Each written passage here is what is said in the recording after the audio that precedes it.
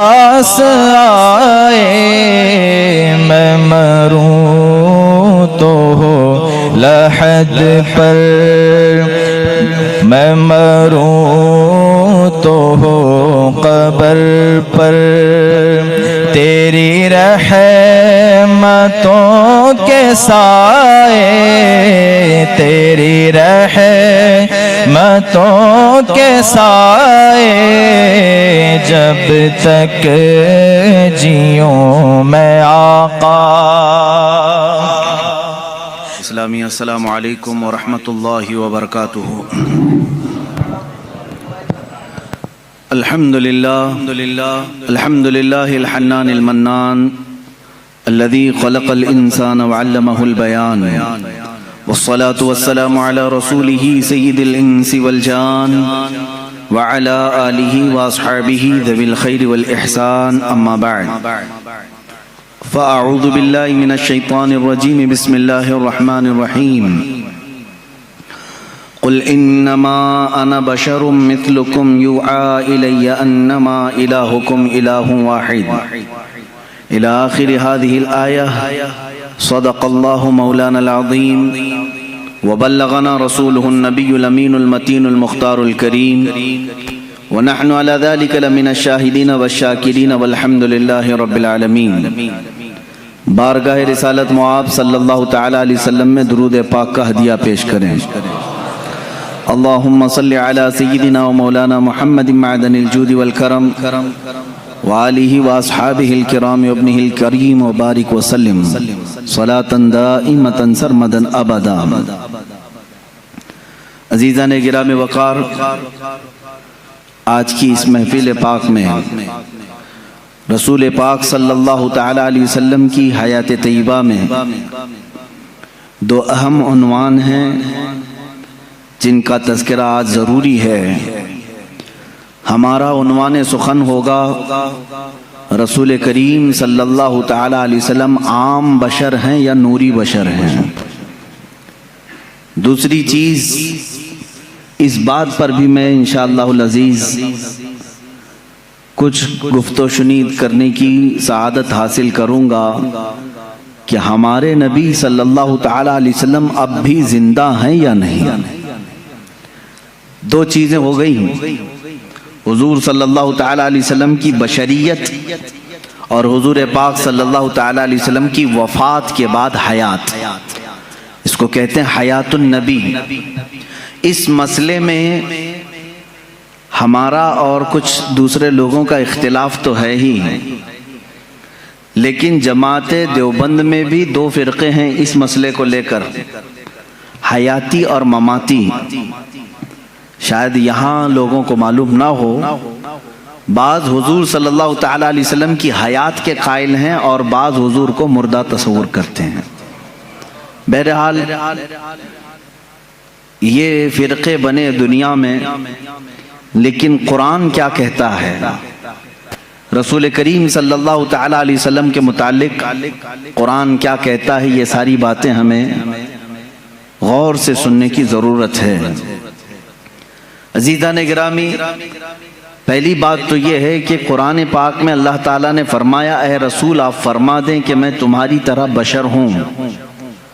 تو لوگ اس آیت کو دلیل بنا کر کے کہتے ہیں جب رسول خود کہہ رہے ہیں میں تمہاری طرح بشر ہوں، تو رسول کو اگر ہم کہیں ہماری طرح وہ بشر ہیں تو اس میں کیا مذائقہ ہے؟ میرے عزیزو، بہت بڑا مذائقہ ہے۔ بادشاہ اگر عجز و انکساری میں کہہ دے کہ میں قوم کا خادم ہوں تو آپ اس کو خادم کہہ کر نہیں پکار سکتے۔ اگر آپ یہ دلیل لے کر کے آئیں گے بادشاہ خود کہہ رہا ہے، میرے عزیز وہ اس کا عجز ہے، اس کی انکساری ہے، تواضع ہے۔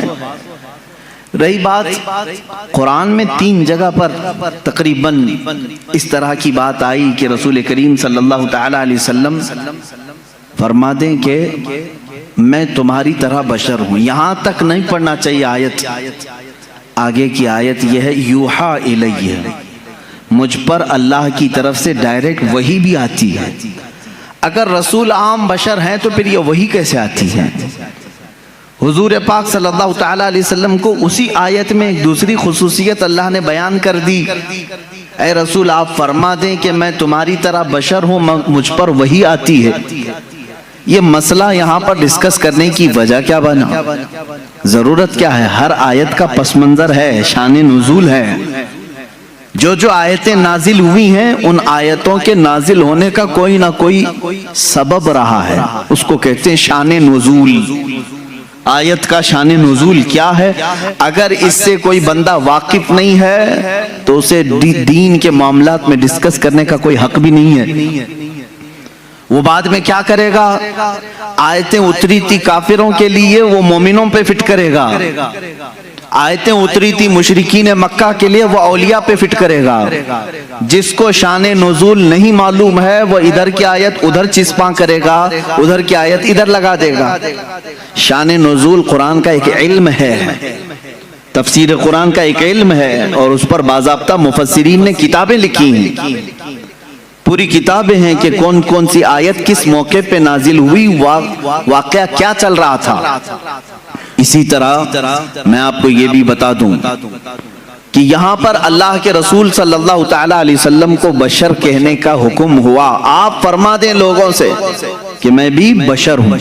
بشر کا مطلب ہوتا ہے انسان، میں بھی بشر ہوں، آپ بھی بشر ہیں، حضور صلی اللہ تعالی علیہ وسلم بھی بشر ہیں۔ لیکن اس میں کچھ لوگ دھوکہ کھا گئے، رسول کو کہنے کا حکم ہوا ہے وہ بھی بشر ہیں تو ہم بھی کہیں گے رسول ہماری طرح بشر ہیں۔ میرے عزیز، تجھے یہ پوری تفصیل سمجھنی ہوگی کہ اللہ نے کیوں فرمایا رسول کو اپنی طرح بشر، رسول کو کیوں حکم ہوا کہ آپ کہہ دیں بشر ہیں۔ وجہ یہ تھی کہ اس زمانے میں دو قومیں تو بگڑی تھیں، ایک یہودی اور دوسرے عیسائی۔ ان کے پاس اللہ کی کتابیں تھیں، اللہ کی کتابیں تھیں۔ یہودیوں کے پاس تورات بھی تھی، انجیل بھی تھی، عیسائیوں کے پاس انجیل تھی، نبی بھی آئے ان کے پاس۔ لیکن یہ قومیں کیسے بگڑی؟ اپنے اپنے زمانے کے نبیوں میں جب انہوں نے حیرت انگیز معجزات دیکھے تو غلو کر گئے۔ غلو کا مطلب ہوتا ہے اور کر دینا کسی کے مرتبے کو بڑھا کر کے۔ حضرت عزیر علیہ السلام ایک نبی ہیں، اللہ نے ان پر نیند طاری کر دی، وہ 100 سال تک سوتے رہے۔ قرآن پاک میں اللہ نے اس کا تذکرہ بیان فرمایا ہے، 3 پارے میں، سورہ بقرہ ہی میں ہے۔ 100 سال تک ایک ہی مقام پر سوتے رہے، پھر 100 سال کے بعد مولا نے دوبارہ انہیں اٹھایا اور وہ اپنی قوم کے پاس آئے۔ ان کے بچے ان سے بڑی عمر کے ہو چکے تھے، یہ غالباً 33 یا 35 سال کی عمر میں گئے تھے۔ واپس جب اٹھائے گئے 100 سال کے بعد تو ان کی جو عمر تھی وہی تھی، لیکن جو قوم کی عمر تھی وہ 100 سال آگے جا چکی تھی۔ اب اس معجزے کو دیکھ کر کے کئی لوگ ششدر رہ گئے، کیا کوئی 100 سال کے بعد دوبارہ اٹھ سکتا ہے؟ کوئی موت کے بعد دوبارہ آ سکتا ہے؟ تو ان لوگوں نے کیا کہنا شروع کیا، ایسا حیرت انگیز کام ہم نے آج تک دیکھا نہیں تھا۔ اگر عزیر کے ساتھ ایسا ہوتا ہے تو یہ اللہ کا بیٹا ضرور ہوگا۔ وقالت الیہود عزیر ابن اللہ، تو یہودیوں نے کہا عزیر اللہ کا بیٹا ہے، تو انہوں نے کہاں تک بڑھا دیا؟ اللہ کا بیٹا کہہ دیا۔ اب ادھر آئیں عیسیٰ علیہ السلام۔ عیسیٰ علیہ السلام دنیا میں وہ تنہا شخص ہیں جو بغیر باپ کے پیدا کیے گئے۔ آدم علیہ السلام کے بعد، آدم علیہ السلام کو تو اللہ تعالیٰ نے بغیر باپ بغیر ماں کے پیدا کیا، لیکن عیسیٰ علیہ السلام صرف اور صرف حضرت بی بی مریم سے پیدا کیے گئے، اور حضرت مریم کو کسی نے چھوا تک نہیں، وہ اتنی پاکیزہ تھی۔ جبرائیل امین علیہ السلام نے پھونک ماری اور وہ حملہ ہو گئی، اس حمل سے حضرت عیسیٰ علیہ السلام پیدا ہوئے، اور عیسیٰ علیہ السلام کا لقب بھی ہے روح اللہ۔ اب عیسیٰ علیہ السلام کے کچھ معجزے بھی تھے، وہ مٹی کے پرند بناتے تھے، مٹی کے کیچڑ اس میں پھونک مارتے تو پرندے زندہ ہو کر اڑتے تھے، یہ قرآن پاک میں ہے۔ جب عیسائیوں نے یہ تمام حیرت انگیز معاملات دیکھے نبی سے تو کہہ بیٹھے عیسیٰ اللہ کا بیٹا ہے۔ کیا کہا؟ عیسیٰ اللہ کا بیٹا ہے، معاذ اللہ رب العالمین۔ وقالت النصارى المسیح ابن اللہ، نصارہ نے کہا عیسیٰ علیہ السلام اللہ کے بیٹے ہیں۔ پتہ یہ چلا کہ جب نبی سے کوئی حیرت انگیز کام قوم دیکھتی ہے تو خدا تک پہنچا دیتی ہے۔ عزیر علیہ السلام 100 سال کے بعد دوبارہ اٹھے تو قوم نے کہہ دیا اللہ کا بیٹا ہے۔ عیسیٰ علیہ السلام بغیر باپ کے پیدا کیے گئے اور مٹی کے پرندوں میں پھونک مارتے تو اڑنے لگتے، تو عیسائیوں نے کہہ دیا وہ اللہ کے بیٹے ہیں۔ اب ادھر مکہ مکرمہ میں جو جلوہ رسول دیکھا ہے، رسول کریم صلی اللہ تعالی علیہ وسلم کے ایک آدھ حیرت انگیز کام نہیں ہے، ہر دن ایک معجزے کا صدور ہے۔ کبھی یہ رسول انگلی اٹھا کر کے اشارہ کریں چاند پھٹ جائے، کبھی وہ بے زبان جانوروں سے کلام کریں درخت اکھڑ کر ان کی بارگاہ میں آ جائے۔ تو یہ حیرت انگیز کام جو رسول پاک کے ساتھ ہو رہے تھے، تو اب عرب کے لوگ پچھلی قوموں کی طرح بگڑ نہ جائیں اور رسول کو یہ نہ کہہ دیں کہ یہ خدا اتر پڑا ہے۔ اللہ نے فرمایا رسول آپ کہہ دیں کہ میں بشر ہوں۔ اللہ نے کیوں فرمایا قل انما انا بشر مثلکم، اے حبیب آپ فرما دے میں بشر ہی ہوں، کہ تم دھوکہ نہ کھا جانا، مجھے خدا مت سمجھ لینا۔ ایک بات یہ بھی ہے، اور دوسری بات ایک بہت بڑے گزرے ہوئے ایک مناظرے کا سبق بھی تھا اس میں۔ ابراہیم علیہ السلام کے ساتھ نمرود کا ایک مناظرہ ہوا تھا۔ نمرود اس زمانے کا ظالم و جابر بادشاہ، جب اس نے دیکھا کہ ابراہیم ہمارے بتوں کی پوجا بھی نہیں کرتا، اور حضرت ابراہیم علیہ السلام کے ساتھ بہت سارے معاملات تھے، وہ ان کے بتوں کو نہیں مانتے تھے، جو ستاروں کی پوجا کرتے ان کی نہیں مانتے تھے، جو چاند و سورج کو پوجتے ان کی نہیں مانتے تھے۔ ایک دن بلایا اس نے دربار میں۔ اب یہ جو مناظرہ ہے وہ بھی قرآن پاک میں آیا۔ حضرت ابراہیم علیہ السلام سے اس نے پوچھا کہ تم کس خدا کو مانتے ہو، آخر کون ہے تیرا خدا؟ قال ابراہیم ربی الذی یحیی و یمیت، میرا رب وہ ہے جو زندگی بھی دیتا ہے اور موت بھی دیتا ہے۔ کون کہا؟ ابراہیم علیہ السلام۔ تو جھٹ سے اس پاگل نے کہا قال انا احیی و امیت، میں بھی لوگوں کو زندگی دیتا ہوں موت دیتا ہوں، میرے پاس بھی یہ کنٹرول ہے، تو مجھے خدا مان لے۔ ابراہیم علیہ السلام نے پوچھا وہ کیسے؟ اس نے اپنے جیل میں سے 2 قیدی نکالے، ایک کو آزاد ہونا تھا، ایک کو پھانسی کی سزا ہونی تھی۔ تو اس نے کہا دیکھو یہ آزاد ہونے والا ہے اور یہ پھانسی پہ چڑھنے والا ہے، لیکن جو مرنے والا تھا اس کو آزاد کر دیا، کہا کہ میں نے اس کو زندگی بخش دی، اور جو آزاد ہونے والا تھا اس کا گلا کاٹ دیا، کہا میں اس کو مار دیا۔ موت و حیات میں بھی دے سکتا ہوں۔ ابراہیم علیہ السلام نے کہا یہ نرا جاہل ہے، موت و حیات کا مطلب اس نے یہ سمجھ لیا۔ اب ابراہیم علیہ السلام نے اتنا زبردست چیلنج پیش کیا جو قرآن میں ہے۔ قال ابراہیم فإن اللہ یأتی بالشمس من المشرق فأتی بها من المغرب۔ اب ابراہیم علیہ السلام نے سیکنڈ جو چیلنج دیا، فرماتے ہیں ابراہیم علیہ السلام میں اس خدا کی عبادت کرتا ہوں، میرا اللہ وہ ہے جو سورج کو مشرق سے نکالتا ہے، سورج کو پورب سے ایسٹ سے نکالتا ہے۔ فأتی بها من المغرب، اگر تو خدا ہے تو اس کو مغرب سے نکال کے دکھا، یعنی ویسٹ سے ایک بار نکال۔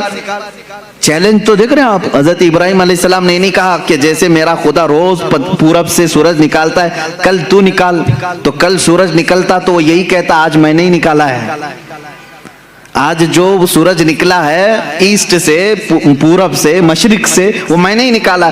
ابراہیم علیہ السلام نے اپوزٹ چیلنج دیا کہ خدا جب مشرق سے نکال سکتا ہے تو خدا مغرب سے نکالنے پر بھی قادر ہے، سورج اس کے کنٹرول میں ہے۔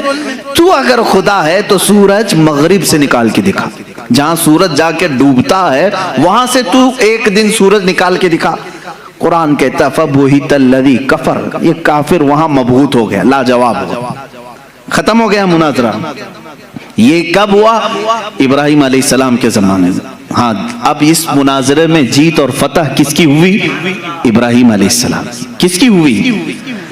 اس چیلنج کا جواب وہ نہیں دے سکا، لیکن اس مناظرے سے ایک سبق یہ نکلا، ایک نتیجہ یہ نکلا۔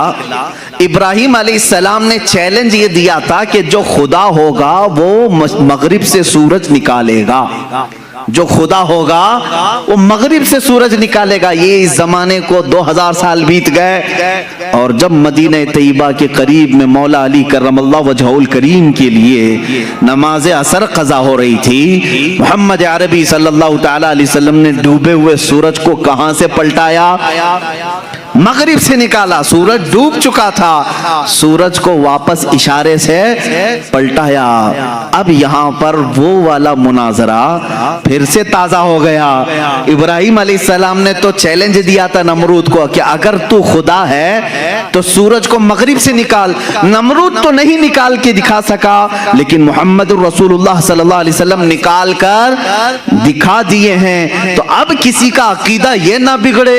ابراہیم علیہ السلام نے کہا تھا جو سورج مغرب سے نکالے گا وہ خدا ہوگا. اللہ نے آیت نازل فرمائی, قل انما انا بشر مثلکم, اے رسول آپ فرما دیں یہ دھوکے میں نہ آئے, میں تمہاری طرح بشر ہی ہوں. لیکن میرے عزیزوں ساتھ میں اتنا یاد رکھنا, عام بشر نہیں, وہ نوری بشر ہیں. اللہ رب العزت کی ان پر خصوصی عنایات ہیں. میں مانتا ہوں اے عقل والو میرا محمد خدا نہیں ہے, مگر دلوں میں یہ نقش کر لو کہ وہ خدا سے جدا نہیں ہے. یہ ہمارا عقیدہ ہے. اب یہ نور و بشر کے جو معاملات ہیں یہاں پر کچھ لوگ کنفیوژن پیش کرتے ہیں, ہے نہیں کچھ, لیکن مجھے ضرورت اس بات کی ہے کہ سنیوں کو ان عقائد اور ان معمولات اہل سنت کو میں واضح طریقے سے بیان کر کے بتاؤں. میرے عزیزو, رسول کریم صلی اللہ تعالی علیہ وسلم کو اگر کسی نے خالص نور ہی کہا اور بشر نہیں کہا وہ بھی گمراہ ہے. حضور صلی اللہ تعالی علیہ وسلم کی بشریت کا اگر کسی نے انکار کیا وہ بھی کافر ہو جائے گا, گمراہ ہے. ہاں اگر کوئی یہ کہتا ہے کہ صرف وہ عام بشر ہیں تو بھی گمراہ ہے. عام بشر, عام انسان کہہ رہے تو بھی گمراہ ہے. تو کہنا کیا چاہیے؟ حضور پاک صلی اللہ تعالی علیہ وسلم کے لیے اہل سنت و جماعت کا عقیدہ یہ ہے کہ وہ نوری بشر ہیں. نوری بشر کا مطلب یہ ہوتا ہے دیکھنے میں تو بشر دکھتا ہے لیکن قدرت میں نوری مخلوق سے بھی بڑھ کر کے ہے. فرشتے نور ہیں, انسان بشر ہے. فرشتے نوری مخلوق ہیں, انسان بشر ہے. اب رسول کو اگر تم نے صرف نور کہا تو فرشتوں میں چلے جائیں گے, صرف بشر کہا تو صرف انسانوں میں. رسول ملائکہ کا بھی رسول ہے, انسانوں کا بھی رسول ہے. اس لیے تمہیں یہ کہنا پڑے گا کہ وہ نبی نور والے بھی ہیں اور بشریت بھی ان کے اندر ہے. ہمارا عقیدہ یہی ہے کہ وہ نوری بشر ہیں. کیا ہیں؟ نوری بشر ہیں. میرے عزیزو, اب جن لوگوں نے یہ کہا کہ رسول ہماری ہی طرح ہیں تو یہ تو عقل میں نہیں آتی بات, عقل میں نہیں آتی. میں کسی سادے سے مسلمان کو بھی اٹھا کر کے پوچھوں گا وہ توبہ توبہ کرے گا, کیسی بات کر رہے ہو, رسول ہماری طرح ہو سکتے ہیں؟ علماء کی بات تو چھوڑو, میں عام سے بندے کو بھی پوچھوں گا کیا تم اس بات کا عقیدہ رکھتے ہو کہ رسول ہماری طرح تھے؟ کوئی کہہ سکتا ہے؟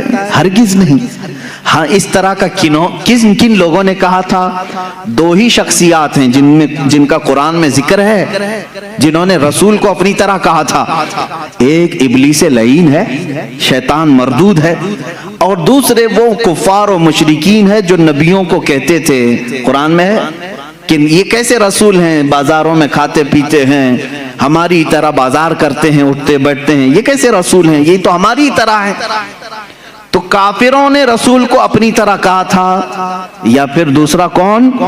شیطان نے کہا تھا. اب اگر کوئی بھی کہہ رہا ہو انہی دو کیٹیگری میں سے ہوگا, انہی دو کیٹیگری میں سے, یا تو شیطان کے یہ اولاد میں سے ہوں گے, وارثین میں سے ہوں گے, جانشین ہوں گے, یا سجادہ نشین ہوں گے, یا تو پھر کفار و مشرکین کے دلال ہوں گے, ایجنٹ ہوں گے. قرآن میں دو ہی لوگوں کا ذکر ہے کہ نبی کو اپنی طرح کہنے والے کفار و مشرکین تھے اور ابلیس لعین. شیطان نے کیا کہا تھا جب آدم علیہ السلام کو پیدا کیا گیا؟ اس نے کہا تھا مجھے تو آگ سے بنایا گیا, ان کو مٹی سے کیسے یہ برابر ہو سکتا ہے, میں سجدہ کروں یہ نہیں ہو سکتا. بلکہ اس نے برابر کیا, اپنے آپ کو ان سے بھی بڑا سمجھا. جیسے آج لوگوں نے کہا ہے نا, کتابوں میں لکھا ہے امتی عمل کرتے کرتے کبھی نبی سے بھی بڑھ جاتا ہے. شیطان نے یہی کہا تھا کہ مجھے آگ سے پیدا کیا ہے، میں آدم سے بڑھ گیا ہوں، یہ مٹی سے ہے۔ عزیزان گرامی وقار، اس طرح کے جملوں سے احتراز کرو، پرہیز کرو، اس طرح کے ڈیبیٹ میں جاؤ بھی مت۔ تم رسول کریم صلی اللہ تعالیٰ علیہ وسلم کی حیات طیبہ میں آج نہیں ہو، ان کی ظاہری زندگی میں نہیں ہو کہ تم ان کے بارے میں فیصلے لیتے رہو گے کہ وہ صرف نور تھے، کہ صرف بشر تھے، عام بشر تھے یا کیا تھے۔ یہ تمام ڈسکشن نہ کرو، قرآن نے ہمیں جتنا کہا ہے اس پر عمل کرو۔ قرآن نے ہمیں یہ کہا وہ بشر تو ہے لیکن عام بشر نہیں، عام بشر نہیں۔ یہاں کوئی بھی یہ نہ کہے، بعض ایک صاحب نے کہا تھا کیا رسول کے دو کان نہیں تھے، رسول کی دو آنکھیں نہیں تھی، رسول کی ایک ناک نہیں تھی، رسول کے دو پاؤں دو ہاتھ نہیں تھے، پھر آپ الگ کیوں کہتے ہیں؟ ایک صاحب نے یہ بھی ایسے ہی مار دیا انہوں نے برابری کے لیے، جب ان پر سخت گرفت کی جانے لگی تو کہے وہ بھی تو انسان ہی تھے نا، ان کی دو آنکھیں تھی، دو کان تھے۔ میرے عزیز، اگر ایسے ہی برابری کا معاملہ رہے تو سور کے بھی دو کان ہیں، تیرے بھی دو کان ہیں، کتے کی بھی دو آنکھیں ہیں، تیری بھی دو آنکھیں ہیں۔ کیا میں نے کبھی کہا کہ تو دیکھنے میں کتے کی طرح دکھتا ہے؟ میں نے نہیں کہا۔ برابری کے یہ اصول نہیں ہوتے، دو کان ہونا برابری کی ضرورت معیار نہیں ہے، دو آنکھ ہو جانا یہ برابری کا معیار نہیں ہے۔ ذرا تم اپنے گریبان میں جھانک کر کے دیکھو، جو رسول کو اپنی طرح بشر کہے، کیا زندگی میں کبھی تمہارے پاس جبرائیل آیا ہے؟ کیا کبھی زندگی میں تمہارے پاس جبرائیل آیا ہے؟ برابری کہنے والے سے میرا سوال ہے، کیا زندگی میں کبھی تجھے معراج کا بلاوا آیا ہے؟ کیا زندگی میں کبھی تجھے انبیاء کی امامت کا شرف ملا ہے؟ کیا کبھی تیری زندگی میں ایسا ہوا کہ تو سو گیا ہو، جنت سے تجھے کھلا پلا دیا گیا ہو؟ وہ خصوصیات تو میرے مصطفیٰ کو عطا تھی، یہ رسول کریم صلی اللہ تعالیٰ علیہ وسلم کی عنایات تھی۔ اللہ کے نبی صلی اللہ تعالیٰ علیہ وسلم عید کی نماز پڑھانے کے لیے مدینے سے باہر تشریف لائے ہیں اور کھلے میدان میں نماز پڑھا رہے ہیں۔ صحابہ فرماتے ہیں جب تک میرے آقا صلی اللہ تعالیٰ علیہ وسلم خطبہ دیتے رہے، نماز پڑھاتے رہے، آسمان کا ایک ٹکڑا ابر بن کر چھاؤں پیش کرتا رہا، سایہ بن کر کے سایہ افغن رہا، اور ہمیشہ میرے آقا صلی اللہ تعالیٰ علیہ وسلم جب کبھی دھوپ میں چلتے تھے تو آسمان کا ایک ٹکڑا ساتھ ساتھ چلتا تھا۔ کیا تیرے بھی یہ خصوصیات ہیں؟ تجھے یہ خصوصیات دی گئی ہیں؟ اللہ کے نبی صلی اللہ تعالیٰ علیہ وسلم کی ہر چیز کو پاک کہا گیا ہے، ان کے لباس کو پاک کہا گیا ہے، ان کے جسم سے ریلیٹڈ ہر چیز کو پاک کہا گیا ہے۔ کیا تیرے لیے یہ خصوصیات ہیں؟ میں نے اس سے قبل حضور پاک صلی اللہ تعالیٰ علیہ وسلم کے معجزات کے بیان میں بھی عرض کیا تھا، ان کا لعاب پاک جس چیز پہ لگ جائے وہ شفایاب ہو جائے، ان کا دست مبارکہ جسے لگ جائے وہ آگ میں نہ جھلے، وہ اپنا قدم ناز پتھر پر رکھیں تو وہ نقش اپنے سینے پر لے لے۔ یہ خصوصیات میرے مصطفیٰ کریم صلی اللہ علیہ وسلم کی ہیں۔ تو برابری کا دعویٰ کرنے والا ان میں سے کوئی ایک چیز لا سکتا ہے؟ جب نہیں ہو سکتا تو اس طرح کی اندھا دھند تیر اندازی بھی نہیں کرنی چاہیے، ادھر کی ادھر کی پھینکا پھینکی نہ کریں۔ دین کے معاملات میں امت کو ادب سکھایا جائے تو ہم پوری زندگی عمل کر کے بھی کسی صحابی کے درجے کو نہیں پہنچ سکتے، رسول بہت دور کی بات ہے۔ اللہ کے نبی صلی اللہ تعالیٰ علیہ وسلم کے متعلق یہ عقیدہ رکھیں کہ وہ نوری بشر ہیں۔ کیا ہیں؟ وہ نوری بشر ہیں۔ اب یہاں سے معاملہ ہے رسول پاک صلی اللہ تعالیٰ علیہ وسلم کی حیات کے متعلق۔ ظاہر سی بات ہے تم جب یہ عقیدہ رکھ لو گے کہ وہ عام بشر نہیں ہیں، تب اس ایکسپشن سے بہت سارے عقیدے آپ کے نکلیں گے۔ اگر کوئی آپ سے یہ سوال کرے کہ میاں سارے لوگ قبر میں جاتے ہیں، سب کا اختتام قبر ہے، دفن کیا جاتا ہے، سب مٹی میں ملتے ہیں، رسول کے ساتھ بھی ایسا ہوا ہوگا، تو آپ یہ کہیں یہ عقیدہ یہیں سے شروع ہوا جہاں تو نے رسول کو اپنی طرح سمجھا، اپنی طرح سمجھا، وہیں سے تو نے یہ بھی رزلٹ نکال لیا ہمارے مردے سڑتے ہیں تو رسول کا بھی جسم پاک اس طرح ہو گیا ہوگا، معاذ اللہ رب العالمین۔ تم یہاں سے عقیدہ بدل لو، رسول ہماری طرح نہیں تھے، آگے کی ساری منزلیں محبتوں میں تمہاری شمار ہوں گی، ساری عظمتوں کے تم قائل ہو جاؤ گے۔ حضور پاک صلی اللہ تعالیٰ علیہ وسلم کے بارے میں اگر میں یہ کہوں، ان کے جسم ناز کی بات تو چھوڑو، 14 صدیاں گزر گئی، ان کے جسم پاک پاک سے کٹے ہوئے بال جو آج بھی رکھے ہیں وہ سڑ گل کر کے کہیں ختم نہیں ہوئے، نہ ان کو آگ جلا سکی، پوری کائنات میں آج بھی وہ روشنیاں بکھیر رہے ہیں، ہزاروں عشاق کے سینے میں عشق مصطفیٰ دھلا بھی رہے ہیں، جلا بخش رہے ہیں، تو رسول پاک کے جسم ناز کی کیا بات ہے۔ بلکہ بزرگوں نے فرمایا وہ حصہ جو رسول پاک کا جسم لگا ہوا ہے قبر پاک، اس کو کہا گیا ہے وہ عرش اعظم سے بھی افضل ہے۔ ادب گاہست زیر آسماں از عرش نازک تر، نفس گم کردہ می آیت جنید و بایزیدی جا۔ فارسی میں کہا گیا ہے عرش سے بھی نازک ترین ایک جگہ ہے آسمان کے نیچے۔ کون سی جگہ ہے؟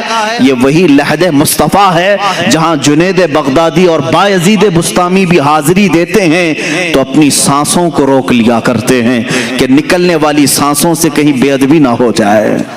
یہ وہ مقام ہے لحد مصطفیٰ صلی اللہ تعالیٰ علیہ وسلم، قبر مصطفیٰ کی اتنی افضلیت ہے۔ اسی لیے اعلیٰ حضرت فاضل بریلوی رحمت اللہ تعالیٰ علیہ سے کسی نے پوچھا کہ مکہ افضل ہے کہ مدینہ افضل ہے؟ یہ بھی معاملات آتے رہتے ہیں، مکہ افضل ہے کہ مدینہ افضل ہے؟ تو اعلیٰ حضرت رضی اللہ تعالیٰ عنہ نے اس کے جواب میں یوں فرمایا طیبہ نہ صحیح افضل مکہ ہی بڑا زاہد، طیبہ نہ صحیح افضل مکہ ہی بڑا زاہد، ہم عشق کے بندے ہیں کیوں بات بڑائی ہے، سنتے ہیں کہ محشر میں صرف ان کی رسائی ہے، گر ان کی رسائی ہے لو جب تو بنائی ہے۔ میرے عزیزو آپ نے یہ فرمایا جو لحد پاک رسول پاک کے جسم سے لگی ہوئی ہے وہ خانہ کعبہ سے بھی افضل ہے۔ اس کی وجہ کیا ہے؟ رسول کریم صلی اللہ تعالیٰ علیہ وسلم کا جسم ناز خانہ کعبہ سے افضل ہے۔ کعبے کو مطہر کس نے بنایا؟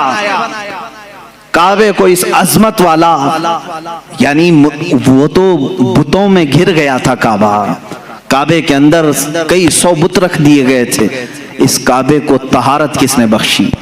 مصطفیٰ کریم صلی اللہ تعالیٰ علیہ وسلم۔ کعبے کے ارد گرد اس وقت لوگ ننگا طواف کرتے تھے کپڑے اتار کر کے، میرے آقا صلی اللہ تعالیٰ علیہ وسلم نے طواف کرنے والوں کے آداب بتائے۔ عزیزان گرامی تم اگر یہاں بیٹھ کر کے فیصلہ کرو گے کون افضل ہے کون نہیں افضل ہے، یہ تمہارے بس کی بات نہیں، خود کعبے سے ہی پوچھو۔ امام اہل سنت فاضل بریلوی رحمت اللہ علیہ نے فرمایا غور سے سن تو رضا کعبے سے آتی ہے صدا، میری آنکھوں سے میرے پیارے کا روزہ دیکھو، حاجیو آؤ شہنشاہ کا روزہ دیکھو، کعبہ تو دیکھ چکے کعبے کا کعبہ دیکھو۔ عزیزان گرامی وقار حضور اکرم صلی اللہ تعالیٰ علیہ وسلم کی حیات طیبہ ایک ہاٹ ٹاپک ہے ان لوگوں کے لیے جن کے لیے یہ گرم لگتا ہے، ورنہ سنیوں کے لیے بڑی حوصلہ افزا ٹاپک ہے۔ جب جب ہم اپنے نبی کی حیات کی بات کرتے ہیں تو کئی امیدیں پھر سے جاگ جاتی ہیں۔ میاں چھوڑو ہم ٹینشن میں تھے کون آئے گا کون نہیں آئے گا، مولانا نے کہہ دیا ہے رسول پاک اب بھی ہیں آئیں گے۔ جب ظاہر سی بات ہے امت میں ہم یہ بات کہیں گے تمہارے رسول اب بھی ہیں تو امت کا حوصلہ نہیں بڑھے گا۔ حضور پاک صلی اللہ تعالیٰ علیہ وسلم سے آس و یاس امت کی اور بڑھ جائے گی۔ اب ظاہر سی بات ہے یہ تو باتیں ہوئی، دلیلوں کی روشنی میں تو ہمیں کہنا ہوگا۔ رسول کریم صلی اللہ تعالیٰ علیہ وسلم اپنی قبر انور میں زندہ ہیں یا بعض لوگوں کے قول کے مطابق مر کر مٹی میں مل گئے؟ ہاں یہ کتابوں میں لکھا ہوا ہے اس لیے مجھے کہنا پڑ رہا ہے۔ عزیزان گرامی وقار ہمارا عقیدہ تو وہی ہے جو بریلی کے تاجدار نے اپنے ایک شعر میں ہمیں یوں بتایا، یا رسول اللہ تو زندہ ہے واللہ تو زندہ ہے واللہ، میری چشم عالم سے چھپ جانے والے چمک تجھ سے پاتے ہیں سب پانے والے، میرا دل بھی چمکا دے چمکانے والے۔ ہم تو اپنے رسول کو اپنی قبر اطہر میں زندہ مانتے ہیں۔ حیات النبی کا یہ عقیدہ ہر سنی کا ہے۔ حضور پاک صلی اللہ تعالیٰ علیہ وسلم اپنی حیات پاک میں ہیں، اب وہ کیسی زندگی ہے یہ ڈسکس امت کے لیے نہیں ہے، حضور کی وفات کے بعد جو زندگی ہے وہ کیسی ہے، بلکہ میں کہتا ہوں جو دنیا میں تھی اس سے کئی درجے افضل زندگی ہے۔ تم یہ کہتے ہو کہ ایسے ہی زندہ ہیں جیسے تم زندہ ہو، نہیں میاں اس سے کئی درجے افضل زندہ ہیں۔ جب قرآن کہتا ہے شہیدوں کے بارے میں کہ تو ان کو مردہ نہ کہو، کیا قرآن میں نہیں ہے آیت؟ اللہ کی راہ میں جو مارے جائیں انہیں مردہ نہ کہو۔ دوسری جگہ ہے مردہ تصور بھی مت کرو، سوچو بھی مت۔ اللہ فرماتا ہے وہ زندہ ہیں اور انہیں اللہ کی طرف سے رزق بھی ملتا ہے۔ اب مجھے یہ بتائیں جو زندہ ہے اور رزق بھی مل رہا ہے، اللہ سے کیوں نہیں پوچھتے کہ مولا وہ کون سا رزق تو انہیں دے رہا ہے، وہ کیا کھا رہے ہیں پی رہے ہیں؟ میرے عزیزو جب تم مرو گے تبھی پتہ چلے گا۔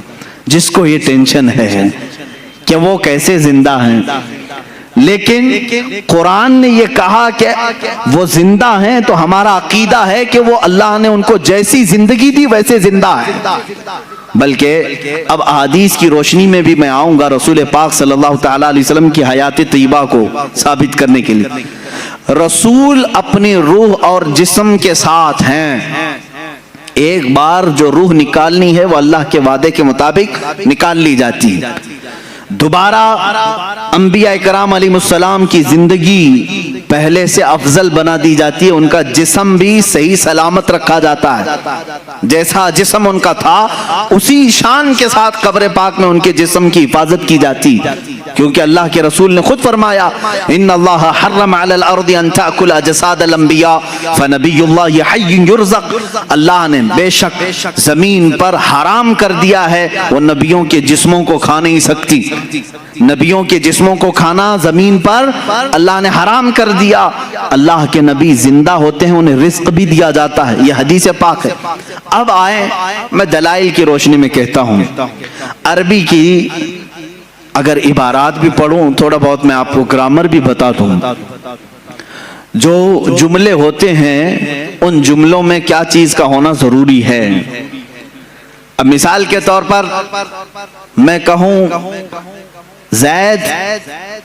زید عالم ہے، زید عالم ہے، اس کا مطلب کیا ہے؟ پریزنٹ میں بول رہا ہوں میں یا کہ پاسٹ میں بول رہا ہوں؟ پریزنٹ میں نا، عام بندہ سمجھ رہا ہے، پریزنٹ بات کر رہا ہوں، حال کی بات کر رہا ہوں۔ زید عالم ہے اس کا مطلب ہے ابھی ہے، زید عالم ہے۔ اسی قاعدے اور گرامر کے حساب سے آگے چلتے ہیں۔ جب لفظ ہے آتا ہے تو وہ پریزنٹ کو پیش کرتا ہے، حال کو پیش کرتا ہے۔ اب آؤ میرے عزیزو، اس پر تو پورا اسلام کھڑا ہے۔ تمہارا کلمہ کیا ہے؟ لا الہ الا اللہ محمد رسول اللہ۔ کلمہ ہر مسجد میں ملے گا، ہر جگہ تمہیں ملے گا، ترجمے کے ساتھ بھی ملے گا۔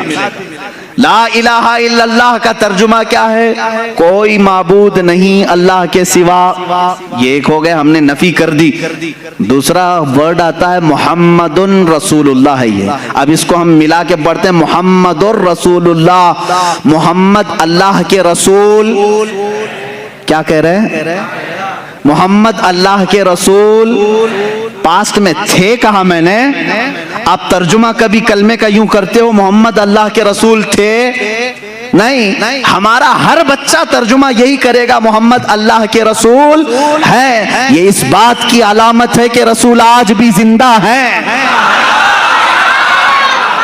میرے عزیزو، ہم مردہ رسول کو مانتے تو یہ کہتے وہ اپنے زمانے میں رسول تھے، جب کلمہ پڑھ رہے ہیں ہم اقرار کر رہے ہیں رسول ہیں، محمد اللہ کے رسول۔ کلمہ ہمارے نبی کی زندگی کی بڑی دلیل ہے، اور اگر رسول پاک کی حیات کا کوئی منکر ہے تو میں سمجھتا ہوں اس کا کلمہ ہی ادھورا ہے۔ وہ رسول پاک صلی اللہ تعالی علیہ وسلم کی رسالت کو پاسٹ میں مان رہا ہے، ابھی نہیں مان رہا ہے۔ محمد اللہ کے رسول ہیں، اس سے سمجھ میں آیا رسول ہیں کہ نہیں؟ ابھی ہے۔ میرے عزیزو، صحابہ نے بھی یہی کلمہ پڑھا، اولیاء نے بھی یہی پڑھا، تابعین نے بھی یہی پڑھا، ہم بھی یہی پڑھ رہے ہیں۔ اللہ کی ذات سے کروڑہا یقین ہے کہ ہمارے بچے بھی یہی پڑھیں گے انشاءاللہ العزیز، ہماری نسلیں بھی یہی پڑھیں گے۔ آج بھی رسول زندہ ہیں، کل بھی زندہ تھے، اور قیامت تک انشاءاللہ العزیز ہمارا یہ عقیدہ بھی زندہ رہے گا۔ رسول پاک صلی اللہ تعالی علیہ وسلم کی حیات طیبہ کو جنہوں نے ڈسکنیکٹ کیا ان کا نقصان کیا ہوا جانتے ہیں؟ جنہوں نے یہ کہا رسول مر کر مٹی میں مل گئے معاذ اللہ، ان کے ساتھ وہی ہوا جیسے بدتمیز اولاد کے ساتھ ہوتا ہے، باپ کو دفن کر کے آنے کے بعد اب تو کوئی نہیں ہے، باپ بھی نہیں ہے، باپ کو ہم خود ہی دفن کر کے آ گئے، اب ختم ہو گیا ہوگا، باپ کا وہ ڈر ختم ہو گیا، گھر سے چلا گیا، اولاد بگڑ گئی۔ کچھ اولاد کے ساتھ ایسا ہوتا ہے باپ کے جانے کے بعد وہ من مانی کرنے لگا۔ میرے عزیزو، جس کا تصور یہ ہے رسول اب بھی زندہ ہے اور مجھے دیکھ رہے ہیں، اس کے دل میں ہمیشہ اپنے رسول کی عظمت برقرار رہتی ہے، ہمیشہ اپنے رسول کے بارے میں اس کے دل میں ایک ہیبت رہتی ہے، اللہ کے رسول ہیں۔ جب مدینہ طیبہ جاتے رہتے ہیں، کیا سوچ کر جاتے ہیں لوگوں، وہاں جانے کے وقت قدم لڑکھڑانے لگتے ہیں، رسول اپنی قبر سے مجھے دیکھ رہے ہوں کہ میں کیا منہ لے کر کے رہوں۔ اور اگر کوئی یہ سوچ کر جاتا ہے نہیں وہ تو عام قبروں کی طرح مر کر ختم ہو گئے، میرے عزیزوں پھر ان کے دلوں میں ادب بھی نہیں رہتا، مدینے جانے کا بھی کوئی تصور نہیں رہتا۔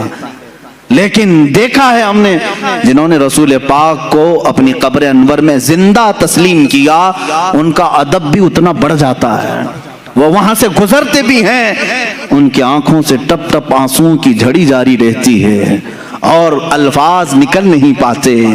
کئی ایسے لوگ ہیں جو بے قرار ہو جاتے ہیں اس لیے کہ انہوں نے اپنے رسول کو زندہ تسلیم کیا، اور جنہوں نے حضور پاک صلی اللہ علیہ وسلم کی زندگی کا انکار کیا، اس کی ایک صاف مثال میں نے دیکھا مدینہ طیبہ میں جالیوں کے قریب ایک متوع، یہ متوع وہی ہیں جو سفید جبہ لال رومال پہن کر کے جو لوگوں کو گمراہ کرنے کے لیے جن کو رکھا گیا ہے، ہر ایک کو کاٹتے پھرتے رہتے ہیں، یہ پٹا ہی نہیں ہے ان کے اندر، مالک نے پٹا ڈالا نہیں ہے، آوارہ پھرتے رہتے ہیں، جو نظر آیا اس کو کاٹ دیتے ہیں۔ ہونا یہ چاہیے کہ جو گورنمنٹ انہیں پال رہی ہے پٹا ڈال کر کے رکھے، اس لیے کہ دنیا بھر سے لوگ آتے ہیں، روڈ پہ اس طرح کتوں کو چھوڑو گے تو ہر آنے جانے والوں کے لیے تکلیف بھی ہے۔ اب یہ وہی کرتے رہتے ہیں۔ ایک بار ہمارے سامنے کی بات ہے، پاکستانی حاجیوں کو یہ اس طرح سے ڈیبیٹ کر رہے ہیں، رسول کچھ دے نہیں سکتے، یہ نفع نقصان کسی چیز کے مالک نہیں، وہ کہہ رہا ہے نہیں میرا رسول دے گا، وہ پاکستانی بیچارہ بار بار کہہ رہا ہے۔ اس نے غصے میں آ کر کے جالیوں کے سامنے پیر یوں مارنا شروع کیا اور اپنی پیٹھ سے جالی گھسنے لگا۔ اگر کچھ کر سکتے تو دیکھو مجھے کچھ ہوا کیا، وہ دکھا رہا ہے۔ میرے عزیزو، جن لوگوں کا عقیدہ یہ ختم ہوا نا رسول ختم ہو گئے، وہ اسی طرح کی حرکتوں پہ آتے ہیں، اور میں سمجھتا ہوں اس سے لاکھ درجے افضل وہ بوڑھا پاکستانی تھا جو اگرچہ عالم نہیں تھا لیکن رسول پاک کی بارگاہ میں اتنے ادب سے کھڑا تھا کہ اس کی آنکھیں آنسوؤں سے بھری ہوئی تھی، ادب سے کھڑا ہوا تھا۔ عزیزان گرامی وقار، اس عقیدے کو آج پھر سے زندہ رکھو اپنے سینوں میں، اپنے ذہن میں۔ ہمارے نبی کو ہم نے مردہ تصور نہیں کیا، کلمہ پڑھا بھی ہے تو زندہ رسول کا کلمہ پڑھا ہے، محمد صلی اللہ علیہ وسلم اللہ کے رسول ہیں، ہم یہی کہتے ہیں۔ اب آؤ قرآن پاک کی دوسری دلائل کی طرف میں آتا ہوں۔ اللہ تبارک و تعالیٰ نے ایک آیت یوں فرمائی، وَلَوْ أَنَّهُمْ إِذْ ظَلَمُوا أَنفُسَهُمْ جَاءُوكَ فَاسْتَغْفَرُوا اللَّهَ وَاسْتَغْفَرَ لَهُمُ الرَّسُولُ لَوَجَدُوا اللَّهَ تَوَّابًا رَحِيمًا۔ یہ آیت ہے پوری، آپ قرآن پاک اٹھا کر پڑھ سکتے ہیں، 5ویں پارے میں یہ آیت ہے۔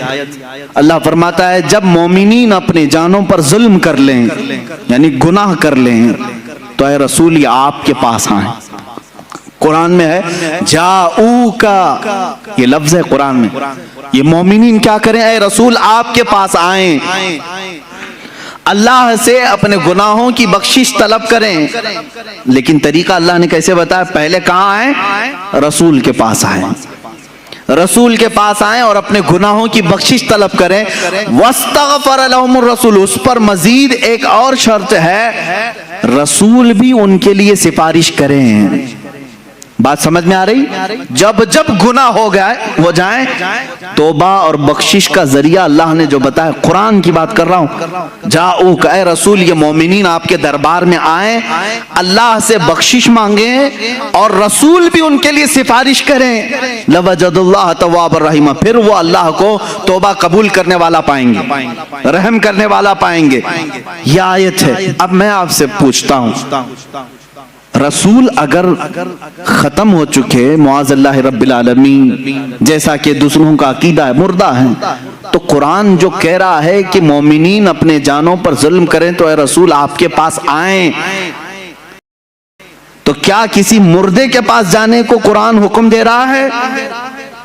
اب اس کے جواب میں وہ یہ لوگ کہتے ہیں نہیں، یہ رسول کی زندگی میں آیت آئی تھی، رسول کی زندگی میں یہ آیت آئی تھی، اور جو اس وقت گناہ کر رہے تھے ان کو حکم تھا کہ وہ رسول کے پاس آئیں، رسول ان کی سفارش کریں گے تو اللہ ان کی توبہ قبول کرے گا۔ میں ان سے کہتا ہوں میرے عزیز، پھر ہمارا کیا قصور ہے؟ قرآن کیا اسی زمانے کے لیے اترا تھا یا قیامت تک کے لیے آیا ہے؟ قرآن کب تک کے لیے ہے؟ قیامت تک کے لیے۔ میرے عزیز، قرآن کی آیت صبح قیامت تک کے لیے ہے، یہ صرف اس زمانے کے مسلمانوں کے لیے آیت نہیں آئی، صبح قیامت تک کے مومنوں کے لیے آیت آئی ہے کہ اگر تم میں سے کسی سے گناہ ہو جائے تو تم کہاں جاؤ؟ کہاں جاؤ گے؟ رسول کے پاس۔ یہ آپ کھل کر کے بولو، ڈرو مت کہ کیسے جائیں گے، ویزا لگے گا کہ نہیں لگے، میں بتاتا ہوں، اس پر بھی میں آتا ہوں، لیکن قرآن کی بات ہے۔ اللہ نے کیا فرمایا؟ اگر گناہ ہو جائیں تو تم کہاں جاؤ؟ پھر ڈر ہے آپ کو؟ کہاں جائیں؟ رسول کے پاس جائیں۔ اب رسول کے پاس جانے کے بعد دو کام ہیں آپ کے، ایک آپ کی طرف سے، ایک رسول کی طرف سے۔ آپ اللہ کی بارگاہ میں توبہ کریں گے، رسول آپ کی سفارش کریں گے، تب آپ کی توبہ قبول ہوگی۔ اب آپ سوال آتا ہے، ہر ایک کی طاقت نہیں سفر کرنے کی، کیسے جائیں مدینے؟ ٹکٹ مہنگا ہے، اب تو لاک ڈاؤن میں ویزا بھی نہیں لگتا ہے، تو کیا اللہ تبارک تعالیٰ کسی بندے کو اس کی طاقت سے زیادہ کا حکم دے گا؟ جو تم نہیں کر سکتے اس کا حکم شریعت میں آتا ہے۔ اسلام نام ہی ہے اس چیز کا، اللہ بندے پر اتنا ہی حکم ڈالتا ہے جتنا وہ کر سکتا ہے، جو نہیں کر سکتا اس کا حکم نہیں آئے گا۔ اب تم سب لوگ مل کر کے کہو گے کہ ہمارے آج جانے کی طاقت ہی نہیں، اور اللہ نے حکم کیسے دے دیا؟ گناہ تو آج صبح بھی ہوئے ہیں ہم سے، دوپہر میں بھی ہوئے ہیں، شام میں بھی ہوئے ہیں، اور اللہ فرما رہا ہے رسول کے پاس جائیں۔ اب اس حساب سے دیکھا جائے تو کبھی ٹکٹ ملے نہ ملے، کیسے جائیں رسول کے پاس؟ میرے عزیزو، پھر تمہیں حیات النبی کا عقیدہ اور حاضر و ناظر کا عقیدہ لینا پڑے گا، لینا پڑے گا۔ اے عزیز، اللہ نے تجھے کب کہا کہ تو چلتے ہوئے، سفر کرتے ہوئے، اس طرح اڑتے ہوئے، ٹرین میں، بس میں آ جا رسول کے پاس؟ اللہ نے یہ فرمایا بس تو رسول کے پاس آ، چاہے جسم کے ساتھ آ یا تصور کے ساتھ آ، چاہے جسم کے ساتھ آ یا تصور کے ساتھ آ، ہم تو کہتے ہیں حاضر ہیں۔ حضور پاک صلی اللہ تعالیٰ علیہ وسلم کی بارگاہ میں جب ہم کھڑے ہوتے ہیں تو یہ کہتے ہیں حاضر ہیں در دولت پہ گدا، سرکار توجہ فرمائیں۔ تم جہاں سے کہو گے سرکار سنتے ہیں۔ تو حاضری ہو گئی۔ یہاں ابھی آنکھ بند کر لیا آپ نے، ملا باڑے کی مسجد میں بیٹھے ہیں، گناہوں سے توبہ کرنی ہے، قرآن کی آیت پر عمل کرنا ہے ہم کو۔ اللہ نے فرمایا رسول کے پاس جانے کا حکم اللہ نے کیا۔ اب میں یہاں بیٹھا، چل کے جانے کے لائق نہیں، آنکھ بند کر لیا، منٹ بھی نہیں لگے مدینے پہنچ گیا، منٹ بھی نہیں لگے۔ یہ کتنی تیز حاضری ہے! بارگاہ رسول میں کھڑے ہونے کا تصور لے آیا، اور پھر سامنے اپنے رسول کو حاضر پا کر کے اب توبہ کرنا شروع کیا۔ استغفر اللہ ربی من کل ذنب واتوب الیہ۔ اللہ تو نے فرمایا گناہ ہو جائیں تو رسول کے پاس آ جا، میں آ گیا۔ اب تو نے فرمایا بخشش طلب کر مجھ سے، میں نے بخشش بھی طلب کر لی، استغفار بھی پڑھ لیا۔ تیسرا کام ہے اب رسول کا، اللہ کے رسول سفارش کریں کریں. اب رسول کے پاس تمہیں کہنا ہوگا اے اللہ کے رسول حکم خدا پر میں آپ کے پاس آیا ہوں اور حکم خدا پر میں نے استغفار بھی کر لیا, بس آپ کے استغفار کی آپ کے سفارش کی دیر ہے اور اللہ میری توبہ قبول کرے گا. یہی تو عقیدہ بریلی کا امام بار بار تمہیں کہہ رہا ہے.